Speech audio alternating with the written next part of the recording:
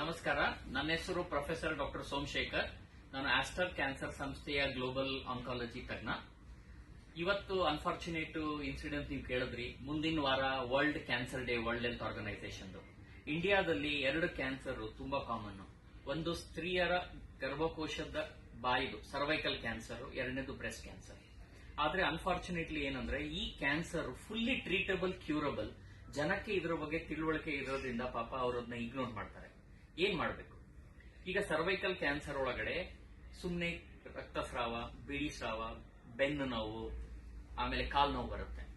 ವರ್ಷಕ್ಕೆ ಒಂದು ಸಲಿ ಯಾವುದೇ ಲೇಡಿ ನಿಮ್ಮ ನಿಯರೆಸ್ಟ್ ಹಾಸ್ಪಿಟಲ್ಗೆ ಹೋಗಿ ಒಂದು ಪ್ಯಾಪ್ ಸ್ಮಿಯರ್ ಅಂತ ಟೆಸ್ಟಿಂಗ್ 3 ವರ್ಷಕ್ಕೆ ಒಂದು ಸಲಿ HPV ವೈರಸ್ ಟೆಸ್ಟಿಂಗ್ ಮಾಡಿದ್ರೆ 3 ವರ್ಷ ಮುಂಚೆ ಆದ್ಮೇಲೆ ಕ್ಯಾನ್ಸರ್ ಬರುತ್ತೋ ಇಲ್ಲೋ ಅಂತ ಇವತ್ತೇ ಗೊತ್ತಾಗುತ್ತೆ.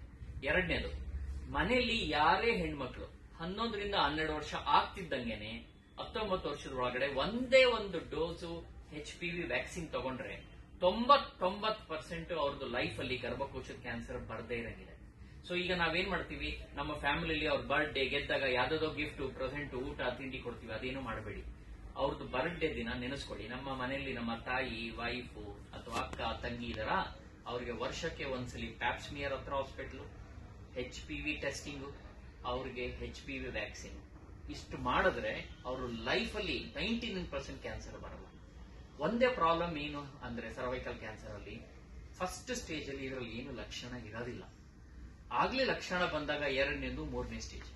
ಇಂಡಿಯಾದಲ್ಲಿ ಎಲ್ಲ ಸ್ತ್ರೀಯರು 3ನೇ ಸ್ಟೇಜ್ ಅಲ್ಲಿ ಬರ್ತಾರೆ ಸರ್ವೈಕಲ್ ಕ್ಯಾನ್ಸರ್.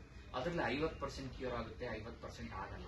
ಅದೇ ಪ್ರೀ ಕ್ಯಾನ್ಸರ್ ಅಲ್ಲಿ ಬಂದ್ರೆ 99% ಕ್ಯೂರ್ ಆಗುತ್ತೆ.